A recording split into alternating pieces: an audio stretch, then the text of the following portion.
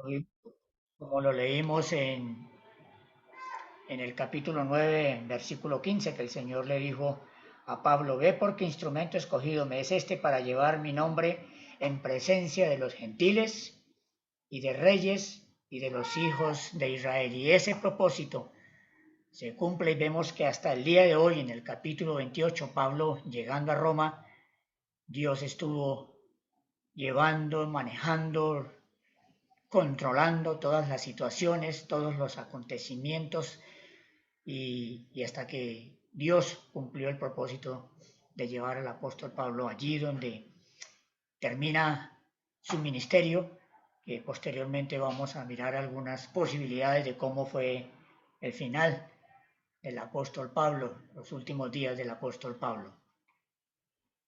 Bien, entonces voy a compartir mi pantalla.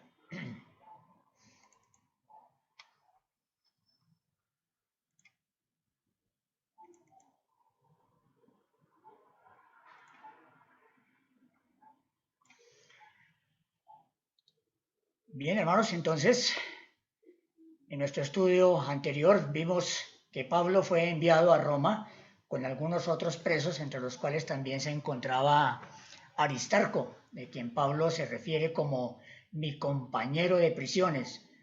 Imagino que desde la primera vez que apresaron a Pablo y estaba Aristarco y otros con él allí, Pablo hace referencia de esto en Colosenses capítulo 4, versículo 10.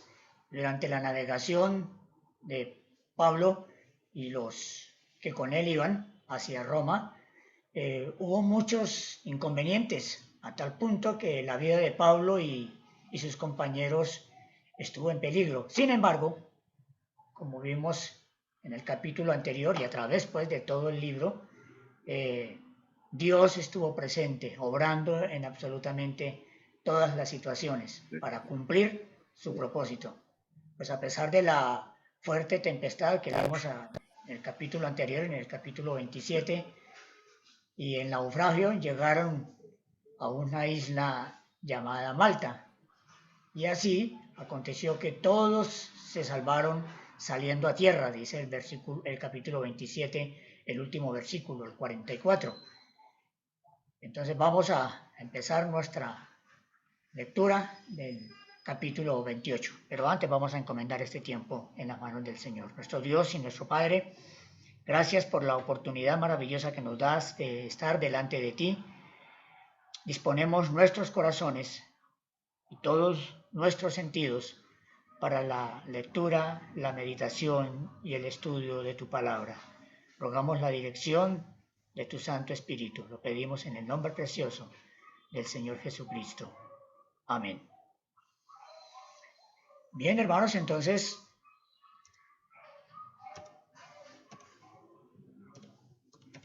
vamos a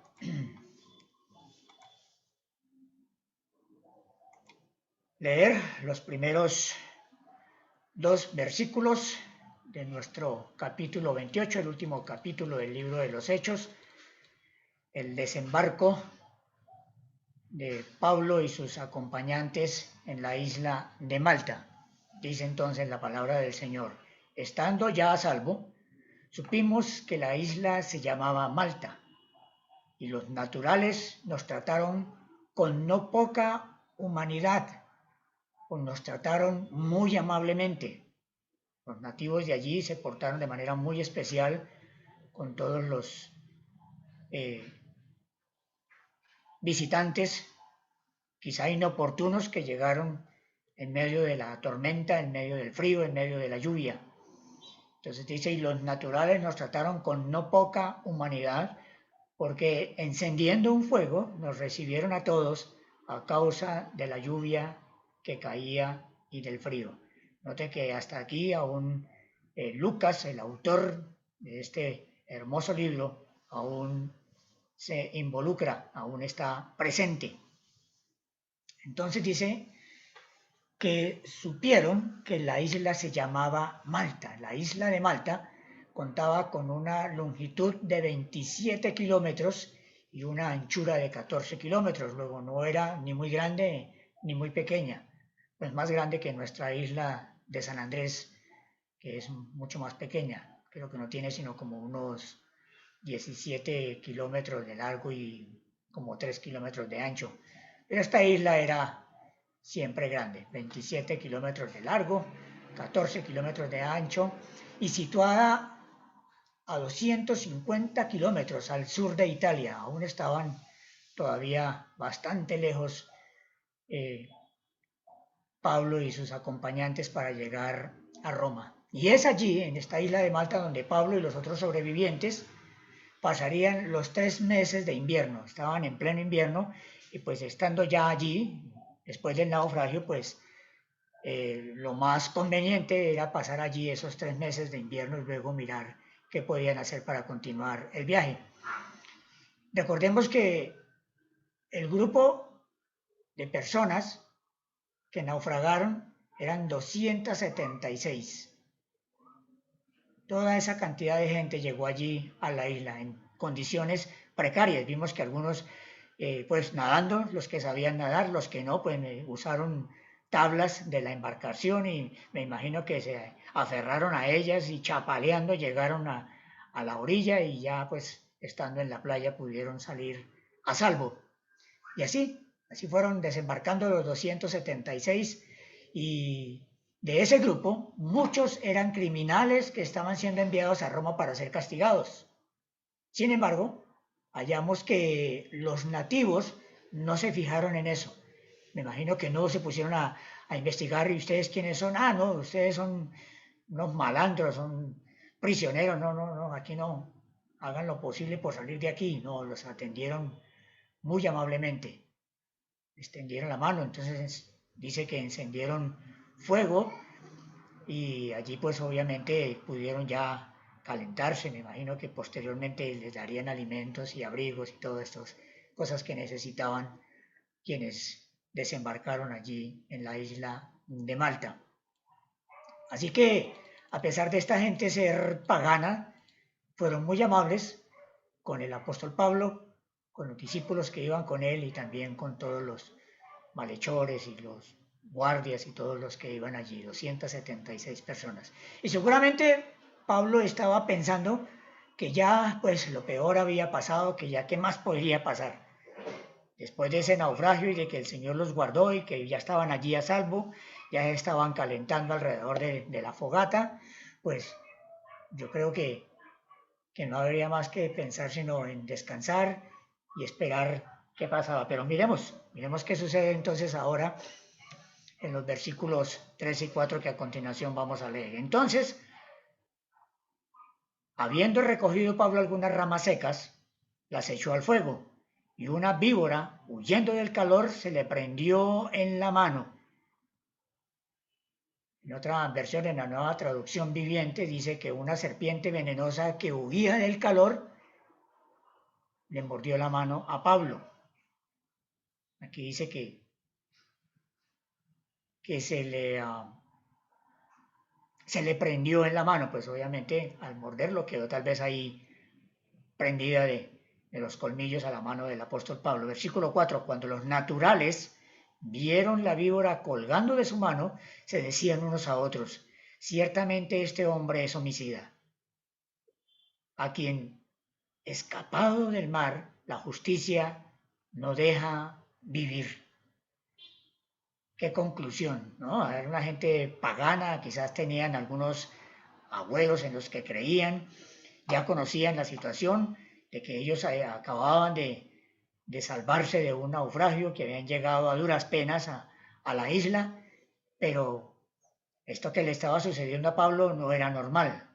Este hombre, decían, este hombre tiene que ser muy malo, tuvo que haber hecho algo muy malo porque si en el mar no se ahogó y si en el naufragio no pereció, pues mire, qué manera tan boba de venir a morir mordido por una serpiente. Entonces, esta gente estaba admirada de lo que estaba pasando y estaban seguros de que Pablo iba a morir. Les pareció irónico pues la situación, pero ellos estaban esperando ese acontecimiento de que en cualquier momento Pablo empezara a boquear y a hincharse y quizá a botar espumaraja y a revolcarse y a tener convulsiones y todo esto que conlleva el veneno de una serpiente corriendo a través del torrente sanguíneo de una persona, pero lo atribuyeron a la mala suerte o a algo que Pablo había hecho.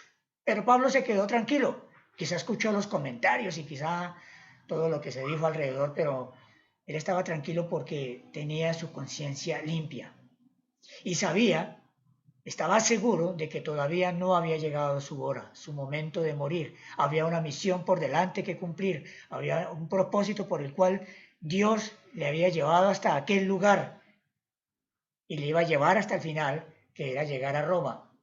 Así como Dios lo había salvado del naufragio y del intento del asesinato allá en Jerusalén cuando quisieron reunirse y que hicieron un voto, un pacto de ayuno para luego aprenderle en el camino de Jerusalén a Samaria. Bueno, todo lo que aconteció, el Señor lo guardó. Vemos cómo el sobrino de Pablo descubrió este complot y le dijo a Pablo y bueno, el Señor lo guardó. Entonces recordamos que, que todos estos acontecimientos, que todas estas cosas que transcurrieron en los viajes misioneros de Pablo y ahora en su viaje hasta Roma, la mano de Dios había estado en control de cada situación, porque Dios tenía un propósito con el apóstol Pablo. Y hermanos, esto de que sucedió con la serpiente es curioso, pues sabemos que Dios guardó a Pablo, pero en la palabra de Dios recordemos que al final del Evangelio de Lucas, en el capítulo 16 y los versículos 17 y 18, que aquí lo tengo, hablando de todas estas cosas, de estas señales y de estos acontecimientos a los discípulos de la iglesia primitiva, la iglesia en formación, la iglesia naciente, se encontraban estas profecías, estas cosas que iba a suceder. Marcos capítulo 16, versos 17 y 18, dice la palabra del Señor, en palabras del Señor Jesús. Estas señales seguirán a los que creen. En mi nombre echarán fuera demonios, hablarán nuevas lenguas, tomarán serpientes en las manos, lo que le sucedió al apóstol Pablo allí en la isla de Malta, y aunque beban cosa mortífera, no les hará daño. Sobre los enfermos pondrán sus manos y sanarán. Y hermanos, estas cosas sucedieron allí en la formación de la iglesia primitiva. De manera que creemos que estos dones y señales se cumplieron en eso, en la formación de la iglesia, y estaban limitadas a ese tiempo, antes de que fuera completado el Nuevo Testamento. ¿Sí? Claro, eso no quiere decir que hoy día pueda haber algunos milagros, puedan suceder estas cosas, pero ya no son pues como señales necesarias para que la gente crea, que fue lo que en el siglo XX muchos predicadores internacionales usaron, llenando estadios, llenando coliseos y plazas públicas, atrayendo a la gente con señales, que calzándoles muelas, que haciendo que los cojos caminaran, sanándoles de una y otra enfermedad. Puede que muchos hayan experimentado esto, pero también después se supo que mucho de esto eran montajes, eran fantasías, solamente por atraer las masas, por convencer a la gente, por hacer que la gente se sintiera conmovida, ¿sí? Trabajando las emociones de las personas para supuestamente recibir al Señor como su Salvador, pero después de algún tiempo muchas de esas personas pues volvieron atrás porque no era un arrepentimiento genuino, solamente eran emociones del momento por lo que, espectáculos, por decirlo así, que veían en estos lugares de estos predicadores. Y fue un movimiento que trajo mucho avivamiento en esa época, pero que poco a poco se fueron desenmascarando y se fueron viendo las cosas que había detrás de todo esto. De manera que estas señales y estos dones, estos milagros sucedieron mucho en la formación de la iglesia primitiva porque fue necesario para convencer a los incrédulos, para convencer a los mismos judíos de que el Señor Jesucristo había llenado de poder del poder del Espíritu Santo a sus siervos para realizar estos milagros y creyeran en el Señor y le aceptaran como su Salvador. Así que hoy día tenemos la palabra de Dios completa y no necesitamos de todas estas cosas para creer, porque tenemos la palabra del Señor para leerla, estudiarla, meditarla y creer todo lo que en ella está. Recordemos que la palabra de Dios es nuestro manual de fe y conducta. No hay otro, sino la palabra de Dios, que es viva y eficaz, y más cortante que toda espada de dos filos. Bien, mis amados, continuemos entonces con la lectura en los versículos 5 y 6. Pero él, hablando del apóstol Pablo, sacudiendo la víbora en el fuego, ningún daño padeció. Ellos estaban esperando, los nativos, y me imagino que todos los que estaban allí alrededor, los mismos que iban en los compañeros de viaje de Pablo, estaban esperando que él se hinchase o cayese muerto de repente. Mas habiendo esperado mucho y viendo que ningún mal le venía, cambiaron de parecer y dijeron que era un dios. Ahora ya no era un hombre malo, ya no era un criminal, ya no era alguien que tuvo que haber hecho una cosa supremamente mala, sino ahora lo veían como un dios, porque conocían el tipo de serpiente que había mordido a Pablo y no había sucedido absolutamente nada. Bueno, esto de que creyeron y dijeron que posiblemente Pablo era un dios, ya había pasado antes, ¿cierto? Cuando estuvo con Bernabé en Listra, allá en Hechos capítulo 14, versículo 12, donde a Bernabé lo llamaron Júpiter y a Pablo lo llamaron Mercurio, ¿cierto? Los vieron como dioses por las señales y los milagros que el Señor hacía a través de ellos. Lo que al principio parecía entonces una tragedia, luego se tornó en un milagro. Y Dios permitió este suceso con la serpiente para que aquella gente pudiera darse cuenta de quién era Pablo y quiénes le acompañaban, hablando en cuanto a los discípulos, Lucas y otros que iban con él, ¿cierto? Era un testimonio para todos los presentes, sobre todo para aquellos paganos, para aquellos incrédulos que vivían allí en la isla de Malta. Pero eso no fue el único milagro que apreciaron los nativos. Veamos los versículos 7 al 10 lo que sucedió.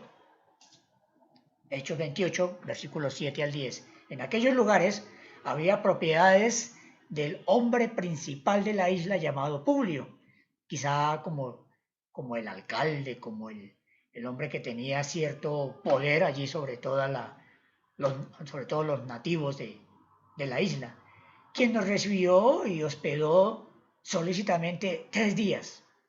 Y aconteció que el padre de Publio estaba en cama enfermo de fiebre y de desintería, una enfermedad bien delicada, problemas del estómago. Y entró Pablo a verle y después de haber orado le impuso las manos y le sanó. Hecho esto, también los otros que en la isla tenían enfermedades venían y eran sanados. Versículo 10, los cuales también nos honraron con muchas atenciones y cuando zarpamos nos cargaron de las cosas necesarias. Vemos cómo el Señor tiene especial cuidado de su siervo. Claro, el propósito de Pablo al hacer estas cosas no era para recibir el favor de las personas, ni allí de los nativos, que le dieran quizá sustento, abrigo, le proveyeran ropas para el viaje, suficiente comida y que lo alojaran durante esos 3 meses que estuvieron allí en la isla. Él no lo hacía con ese propósito. El propósito del apóstol Pablo era evangelizar, predicar el evangelio, dar a conocer al Señor Jesucristo allí entre aquellas personas. Y me imagino que muchos creyeron, tanto por las señales y los milagros que vieron en cuanto a los resultados de de la mordida de la serpiente y la curación de los enfermos, pues mucha gente tuvo que haber creído. Así que Dios tuvo un propósito muy especial al llevar a Pablo allí. Y interesante que la estadía en Malta cumple un propósito. No solo los maltenses ayudaron a Pablo, sino que también él les ayudó. Y más importante aún, les dejó el Evangelio, les dejó la palabra de Dios. Y esos 3 meses en los que estuvieron allí pasando el invierno, pues Pablo estuvo muy ocupado, aprovechando el tiempo. No estuvo de vacaciones, no estuvo descansando, no estuvo durmiendo, no estuvo esperando que pasara el invierno y pensando a ver cómo iba a ser el resto del viaje, sino aprovechó el tiempo y las oportunidades para dar testimonio del Dios verdadero, del Dios en el que él creía. Dice Efesios capítulo 5, versículo 16, aprovechando bien el tiempo, porque los días son malos. Qué ejemplo que nos deja el apóstol Pablo. Aún estando en circunstancias adversas, difíciles, aprovechaba las oportunidades y aprovechaba el tiempo para evangelizar, para hacer bien a la gente, para hablar del Señor, para dar testimonio. Y esto es un gran ejemplo también para nosotros, hermanos. Bien, continuamos con nuestro estudio. Ahora el viaje continuó y Pablo llega a Roma. Ya han pasado los 3 meses, miremos los versículos 11 al 14. Pasados 3 meses, nos hicimos a la vela de una nave alejandrina que había invernado en la isla, la cual tenía por enseña a Cástor y Pólux. Esa barca también había pasado allí los 3 meses de invierno, esperando que el clima mejorara, empezando que estuviese todo ya listo para empezar la navegación. Y me llama la atención la reseña o la forma que tenía aquella embarcación.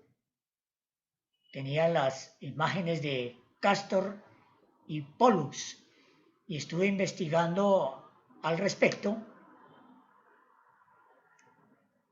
Y estos dos personajes, dice que Castor y Pollux eran los hijos mellizos de Zeus y Leda, los cuales eran vistos como los dioses que protegían a los marineros.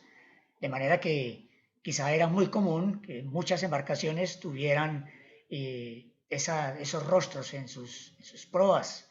Algunos, yo me acuerdo cuando veía uno las películas de los se me fue ahorita, usaban dragones y usaban imágenes de muchos animales y personajes y dioses que supuestamente les daban el poder y los guardaban en las guerras. Entonces, esta embarcación pues tenía como esas insignias, esas reseñas, esos rostros tallados en su casco. Versículo 12. Y llegados a Siracusa estuvimos allí 3 días. De allí, costeando alrededor, llegamos a Regio. Y otro día después, soplando el viento sur, llegamos al segundo día a Puteoli. Son nombrecitos difíciles de pronunciar, Puteoli, donde habiendo hallado hermanos, nos rogaron que nos quedásemos con ellos 7 días y luego fuimos a Roma. Interesante, hermanos, que este viaje no fue directo. No agarraron una ruta y bueno, sin escalas, sin paradas, a los días que sean necesarios, los meses que sean necesarios, hasta llegar a Roma. No, notemos que hicieron escalas y ahora que se le permitió pues a Pablo tener encuentro con los hermanos de los diferentes lugares, de estos lugares que estaban quizá allí a la ribera del mar, a la orilla del mar, algunas playas, algunas islas pequeñas quizá, y se acercaba allí el barco, quizá descargaban y volvían y cargaban, y mientras tanto a Pablo se le concedía encontrarse allí con los creyentes y compartir con ellos, y eso pues le ayudó a fortalecerse y también fortalecer a los hermanos allí de aquellos lugares, las iglesias, quizá algunas pequeñas, quizá otras más grandes, con la visita de Pablo pues recibir alimento espiritual y a la vez Pablo recibir la fortaleza que necesitaba. Importante esos privilegios que tuvo el apóstol Pablo. Versículo 15. De donde oyendo de nosotros, los hermanos salieron a recibirnos hasta el foro de Apio y las tres tabernas. Y al verlos, Pablo dio gracias a Dios y cobró aliento. Ahora, Pablo se acercaba ya a Roma y probablemente Pablo se preguntaba cómo lo irían a recibir los hermanos allí, sobre todo luego de haber recibido y haber leído la carta que les había enviado hacía ya 3 años, la epístola a los romanos. 3 años antes de Pablo llegar a Roma, les había enviado la carta allí a los hermanos, a la iglesia en Roma. Pero obviamente Pablo no tenía de qué preocuparse, porque los creyentes de Roma lo recibieron bien. Y esto dice que animó a Pablo, dio gracias a Dios y cobró aliento. Mire que los hermanos ni siquiera esperaron que Pablo llegara a Roma, sino que vinieron a encontrarle a las afueras. ¿Sí? Dice que salieron a recibirnos hasta Foro de Apio y las tres tabernas. ¿Sí? Aún Pablo no había llegado a Roma y estaban los hermanos ya allí con él, dándole ánimo y acompañándolo en lo que restaba quizá del viaje. Un grupo de creyentes, como dice aquí, llegaron a encontrar a Pablo antes de que llegara a la ciudad, y estas ciudades estaban aproximadamente a una distancia de 25 kilómetros de Roma, ya estaba muy cerca. Y era evidente que Dios iba adelante de Pablo preparándole el camino, consolándolo, fortaleciéndolo, porque no era nada fácil lo que le esperaba al encontrarse allí con la máxima autoridad, ¿cierto? Entonces, donde quiera que Pablo iba, encontraba gracia. La gracia de Dios estaba sobre él. Quizá lo fortalecían con palabras, con abrazos, en oración, en muchas cosas que una persona en estas circunstancias necesita. Y eso pues fue muy bueno para él. Continuamos entonces con el versículo 16. Ahora encontramos a Pablo en Roma. Hechos 28 y 16. Cuando llegamos a Roma, el centurión entregó los presos al prefecto militar. Me imagino, desembarcaron todos encadenados, llevados por el centurión y los soldados, todos los que estaban custodiando a estos presos, algunos quizá muy peligrosos, y los entregaron allí, a la guardia militar. Pero, dice la escritura, a Pablo se le permitió vivir aparte. Uy, mira la gracia de Dios sobre este siervo. A Pablo se le permitió vivir aparte con un soldado que lo custodiase, un solo soldado que lo custodiase, que lo vigilara. Interesante eso, ¿no? Pero me llamó la atención, hermanos, que dice cuando llegamos a Roma, y esta es la última vez que el autor de Hechos, Lucas, se incluye en la historia que está narrando. De ahora en adelante ya no encontramos a Lucas involucrándose en primera persona. Aquí es la última vez cuando llegamos a Roma. No sabemos qué pudo haber acontecido. Al parecer Pablo tuvo que haberse despedido de él, se separaron, algo sucedió y Lucas no vuelve a involucrarse en la narrativa.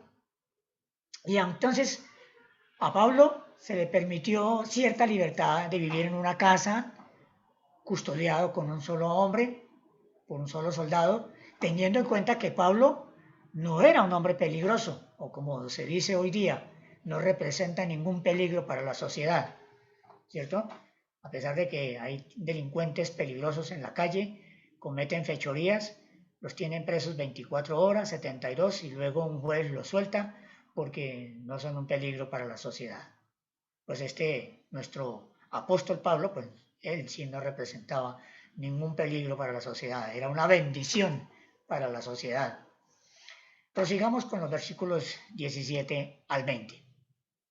Aconteció que 3 días después, Pablo convocó a los principales judíos, a los cuales luego que estuvieron reunidos les dijo: yo, varones hermanos, no habiendo hecho nada contra el pueblo, ni contra las costumbres de nuestros padres, he sido entregado preso desde Jerusalén en manos de los romanos.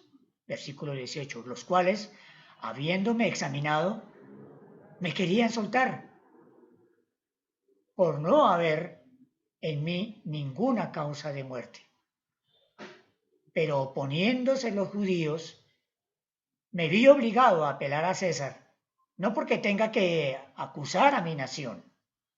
¿Sí? Él no se estaba quejando, no estaba acusando a nadie, no estaba señalando a nadie. ¿Sí? Versículo 20, así que por esa causa os he llamado para veros y hablaros, porque por la esperanza de Israel estoy sujeto con estas cadenas. Este es el discurso de Pablo a los judíos allí en Roma. Aunque Pablo no podía salir ni visitar la sinagoga como acostumbraba a hacerlo a todos los lugares donde llegó llevando el mensaje del Evangelio, la sinagoga donde se reunían para adorar, para leer la Torá y los profetas y todo lo que había hasta entonces de las Escrituras. Entonces Pablo convoca a los judíos allí, a la casa donde él estaba, al lugar donde él se encontraba. Llamó a los líderes para hablarles, para contarles todo lo sucedido. Y vemos que Pablo continuó aplicando su método acostumbrado, dirigiéndose primero a los judíos. ¿Eso qué quería decir, hermanos? Siguiendo el conducto regular. Él no quería saltarse por encima de las autoridades eclesiásticas, ni sociales, ni políticas. Era un hombre muy prudente, muy sabio.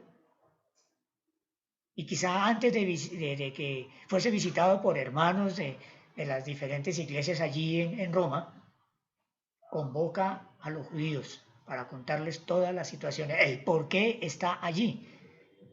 Me imagino que cada uno de los presos que fueron llevados a Roma llevaban una carta. El centurión llevaba una carta de cada uno con los delitos ya que había cometido para que allí se le diera el veredicto final si continuaban presos o eran condenados a muerte. Pero no era el caso de Pablo, porque jamás fue hallado culpable de nada. De manera que tuvieron que escucharle y él dice el motivo. ¿Y el motivo cuál era? Porque por la esperanza de Israel estoy sujeto a esta cadena. Ese era el motivo, por predicar el Evangelio, por hablar de la resurrección del Señor Jesucristo. Y todos los judíos le condenaban por llevar el mensaje a los gentiles sin que practicaran las costumbres judías, los ritos o rituales judíos. Entonces todo esto era lo que molestaba a los judíos en todo lugar. Entonces, Pablo habla con todos los judíos, les expone la situación y los judíos sabían que Pablo era un creyente en Jesús. Pero quizá ya había llegado hasta los oídos de ellos el que Pablo iba en camino, que había sido enviado a Roma.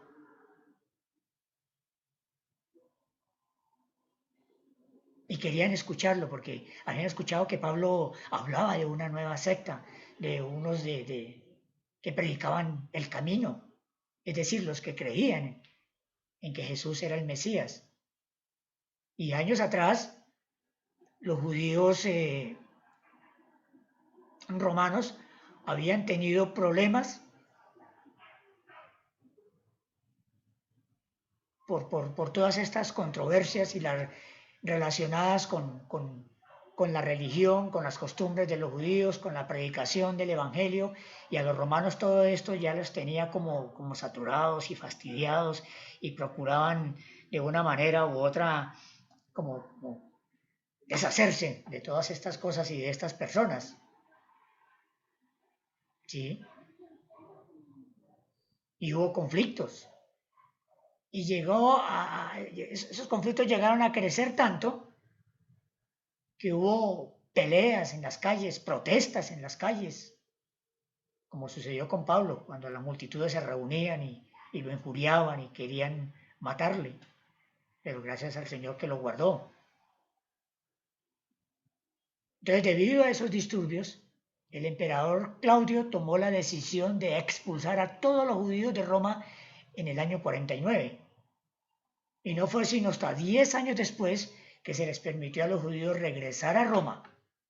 Y para entonces la comunidad judía contaba con una benefactora, con una gran ayuda, y era la esposa de Nerón, quien se había convertido al judaísmo. Entonces ya ella intercedía por los judíos, quizá ante Nerón, y también les decía que los tratara con misericordia, que les diera oportunidad, etcétera, etcétera, etcétera.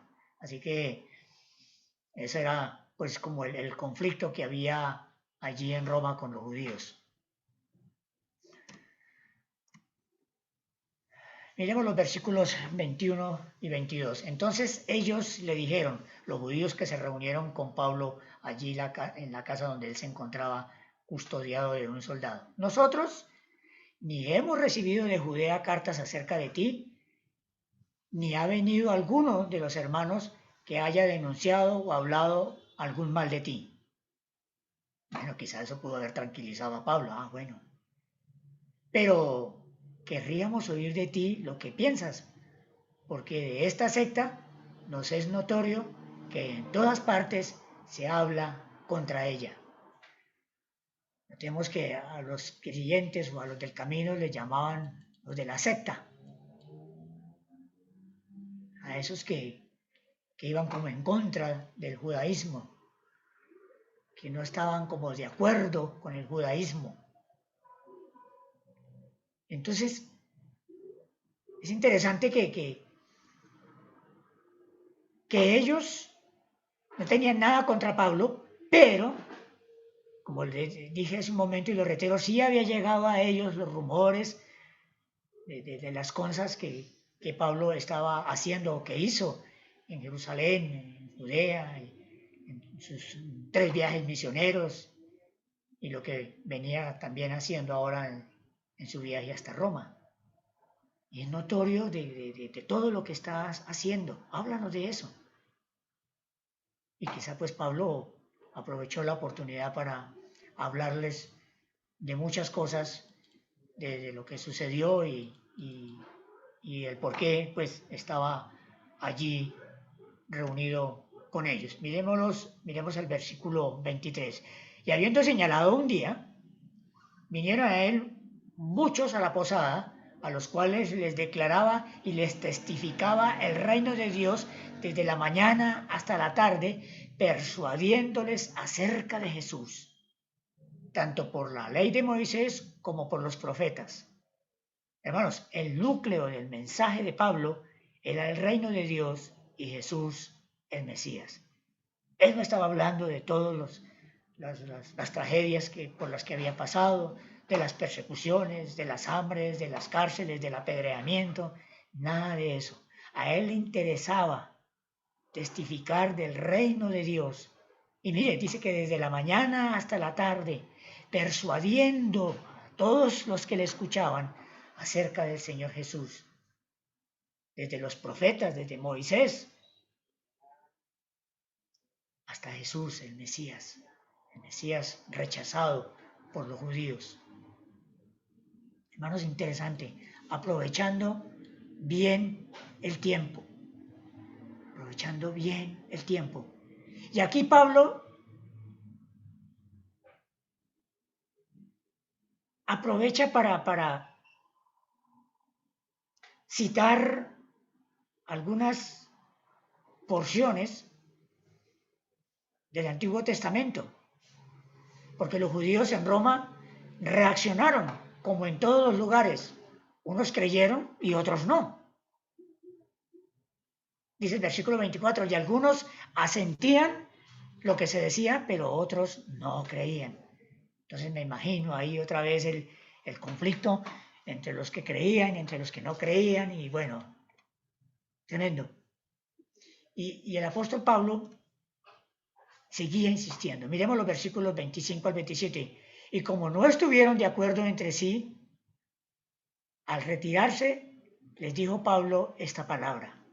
Bien habló el Espíritu Santo por medio del profeta Isaías a nuestros padres, diciendo, versículo 26, ve a este pueblo y diles, de oído oiréis y no entenderéis, y viendo veréis y no percibiréis, porque el corazón de este pueblo se ha engrosado y con los oídos oyeron pesadamente y sus ojos han cerrado para que no vean con los ojos y oigan con los oídos y entiendan de corazón y se conviertan y yo los sane. Aquí Pablo cita a Isaías capítulo 6 versículos 9 y 10, pasaje también citado por Jesús para explicar que los judíos no lo aceptaron en su corazón. El Señor Jesús también citó esto. Y la reacción de quien oye es muy importante. Hay quienes oyen espiritualmente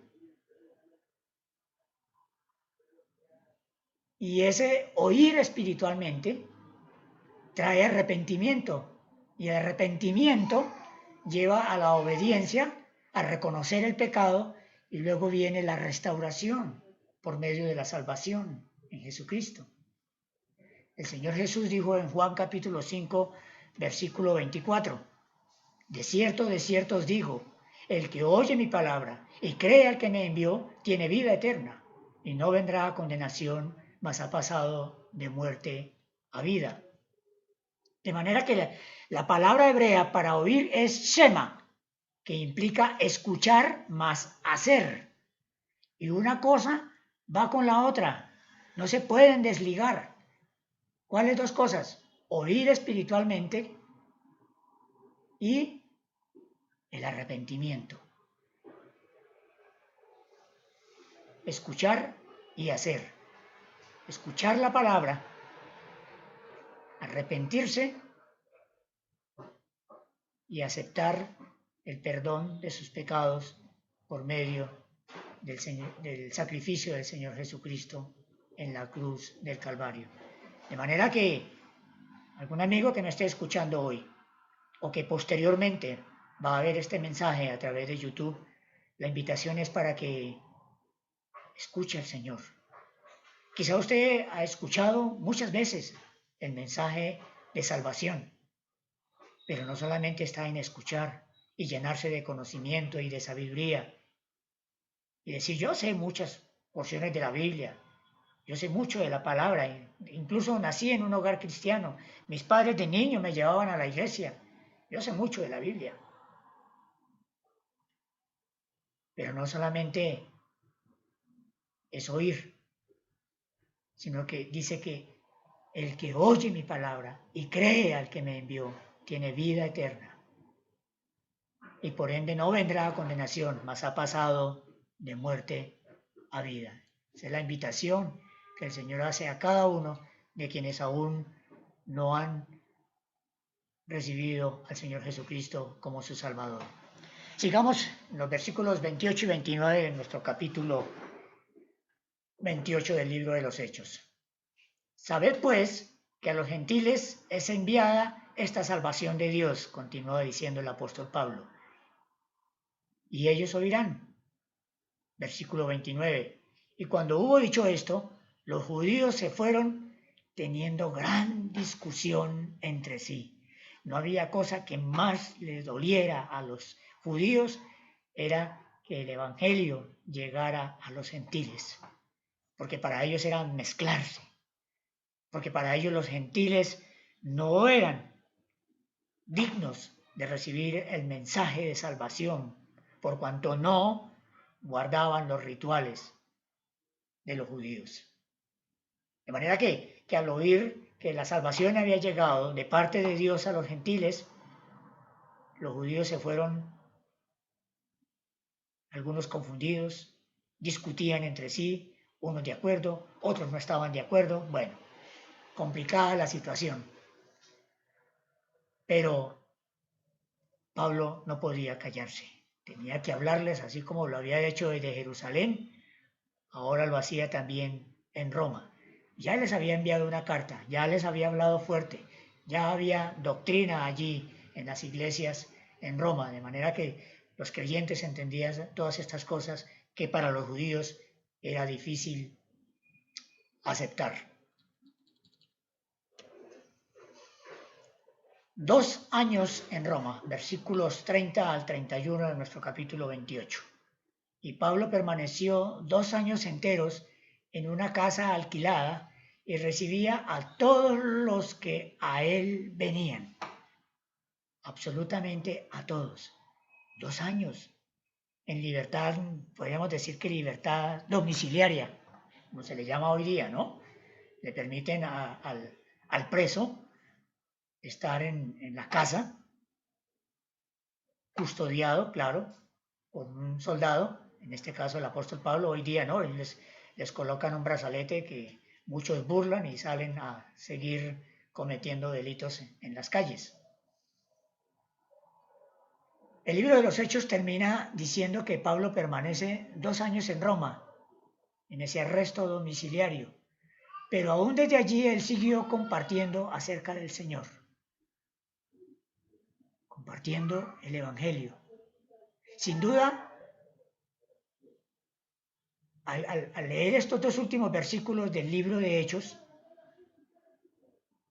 la narrativa parece inconclusa, ¿cierto? Como que, ¿qué pasó aquí?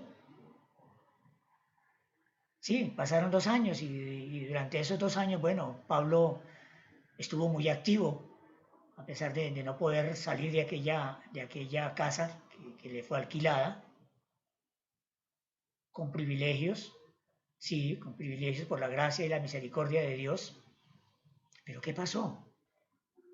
Esa narrativa está como inconclusa. ¿Qué pasó? Porque Lucas guarda silencio en los otros acontecimientos. Entonces aquí uno piensa que quizá ellos se separaron y nadie sabe qué pasó con Lucas.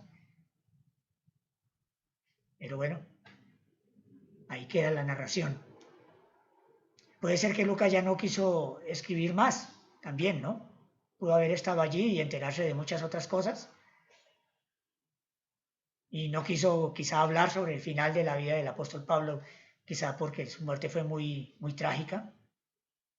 O tal vez ya no estuvo presente, como dije hace un momento. Lo que se sabe del final de Pablo es por tradición.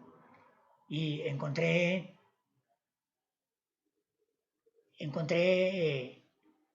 algunos escritos que dice que Eusebio, historiador eclesiástico del IV siglo después de Cristo, escribió que Pablo murió cuando Nerón era emperador romano, entre los años 56 y 68 después de Cristo. Pablo pudo haber muerto por ahí después del año 65, quizá por allá por el año 67, en el gobierno del emperador Nerón. Y Tertuliano, padre apostólico del tercer siglo después de Cristo, dijo que Pablo fue decapitado en la margen izquierda del río Tíber, o Tiber, a unos 5 kilómetros de Roma, y fue sepultado en un cementerio de la vía Ostia, cerca de Roma.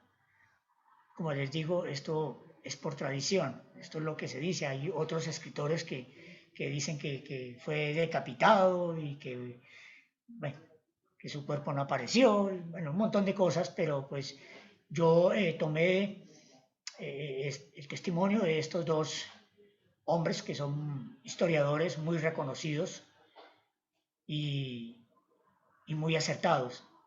Y quizá cualquiera de esas dos posiciones pues pudo haber sido cierta en cuanto al final de la vida del apóstol Pablo.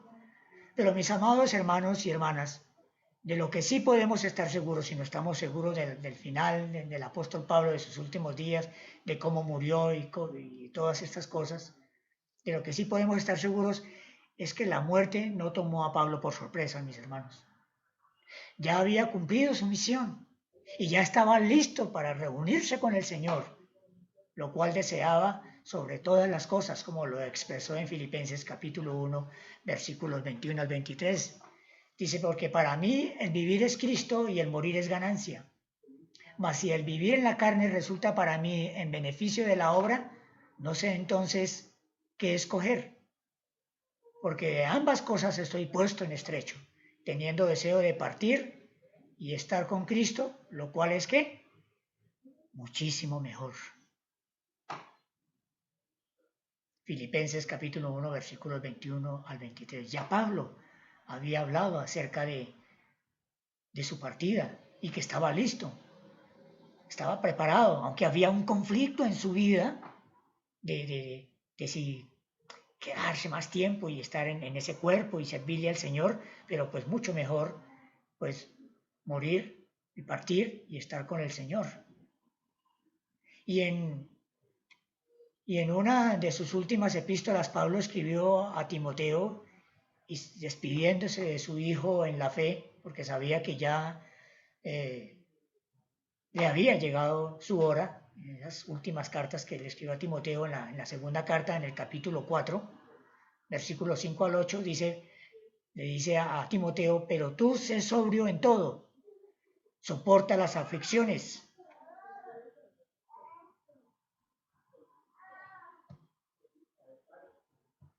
Tú sé sobrio en todo, soporta las aflicciones, haz obra de evangelista, cumple tu ministerio, porque yo ya estoy para ser sacrificado y el tiempo de mi partida está cercano. He peleado la buena batalla, he acabado la carrera, he guardado la fe. Por lo demás, me está guardada la corona de justicia, la cual me dará el Señor juez justo en aquel día. Y no solo a mí, sino también a todos los que aman o amamos su venida. Ojalá que este sea el mismo sentir de cada uno de nosotros, amados hermanos, ahora cuando vemos que la venida del Señor está más cerca. Leí segunda Timoteo capítulo 4 versículos 5 al 8. Las expresiones de los últimos días de la vida del apóstol Pablo. Y no se sabe a ciencia cierta lo que pasó con Pablo en sus últimos días, pero lo que sí sabemos es que él vivió para el Señor.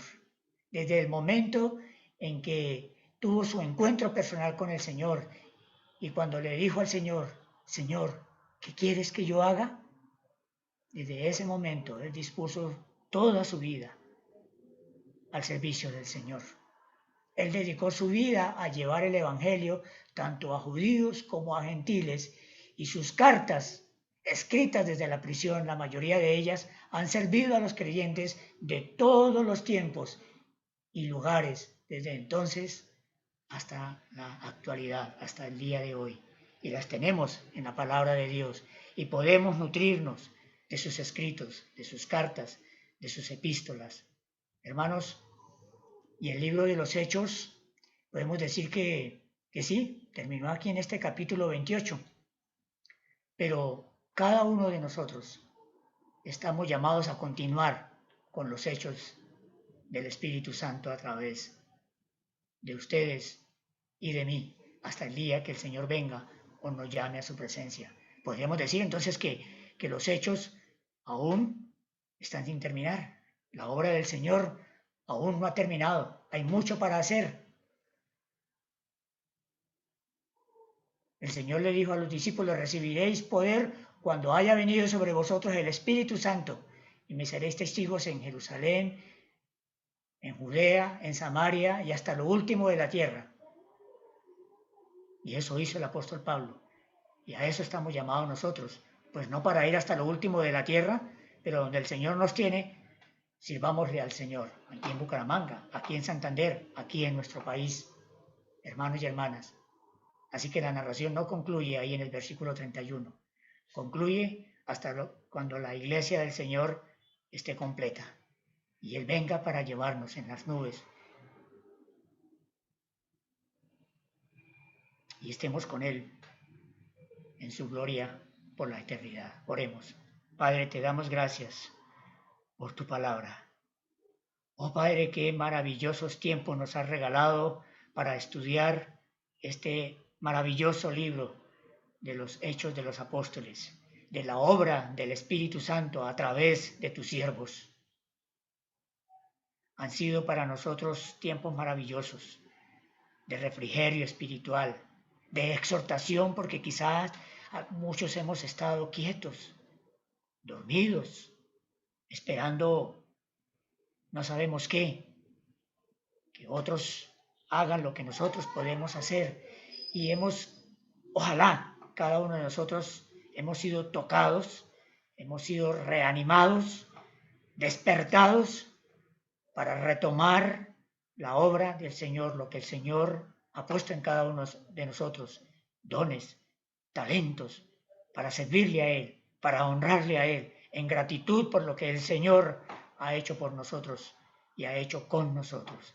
De manera, Padre, que como miembros de la iglesia tuya, pedimos que nos ayudes a continuar con la obra que tus siervos han dejado, a continuar con la obra de que muchos de los que nos han antecedido y que aún están entre nosotros ya gastados de trabajar para el Señor, podamos continuar su legado con la dirección tuya, con la dirección de tu Santo Espíritu. Te alabamos, Padre, te bendecimos y te damos muchas gracias y quedamos en tus manos en el nombre del Señor Jesús. Amén. El Señor les bendiga, hermanos. Amén. Gracias, hermano Miguelito. He bloqueado los micrófonos para dar unos anuncios antes de despedirnos. Y es uno en relación con la conferencia. En cada una de las asambleas hay unas listas con actividades que se realizan durante la conferencia. Entonces la invitación es a que nos apuntemos en esas listas, en lo que el Señor nos muestre que quiere que hagamos. Hay para la cocina, hay para vigilancia, aseo. También está desde ayer circulando, desde antier, no, ayer circulando el link a través del cual debemos hacer el registro de asistencia a la conferencia. Ya hay varios hermanos registrados, entonces si no lo ha hecho, si ya lo hizo, no tiene que volverlo a hacer. Si no ha hecho el registro, para que por favor ingrese a través de ese link. Yo le pedí el favor a Danielito que todos los días hagamos un replique con el link para estarles recordando a todos los hermanos y hacer ese registro. Nos hemos dispuesto como fecha límite el domingo 27 de marzo para, digamos que, cerrar el registro y tener el cupo que vamos a estar presentes, teniendo en cuenta que hemos acordado tener un aforo máximo de 130 personas. Entonces, pues la invitación a que diligenciemos ese registro, recordando también que es un solo registro por familia y ahí en el formulario hay un campo donde deben colocar el número de asistentes de la persona que se va a registrar. Este fin de semana, el día sábado, tenemos reunión de parejas a las 7 de la noche. Hay un evento que están promocionando desde el eje cafetero, es una actividad con Felipe Nun. Eso no tiene nada que ver con nuestro evento porque algunos están preguntando. Ese evento es de 3 a 6 de la tarde y la reunión de parejas nuestra es a las 7 de la noche, así que todos invitados. Si tiene intención de asistir al evento del eje cafetero, que creo que se va a transmitir, pues no nos lo cambie por el nuestro, pegues el esfuercito y asista a los dos, no nos va a dejar solos. Entonces, a las 7 de la noche del día sábado, todos invitadas las parejas para que asistan a esta reunión. También las hermanas tienen un evento el día lunes, que es festivo, 8 de la mañana a 12:30 del mediodía. Entonces, solo para mujeres, no hay ni piso, ni techo, límite de edad. O sea, todas las damas pueden asistir y son bienvenidas, van a tener un muy buen tiempo. Entonces, todas invitadas a esta actividad. Tengo una inquietud en relación con los hermanos que asisten a la Cena del Señor virtual los días domingo. Si hay algún hermano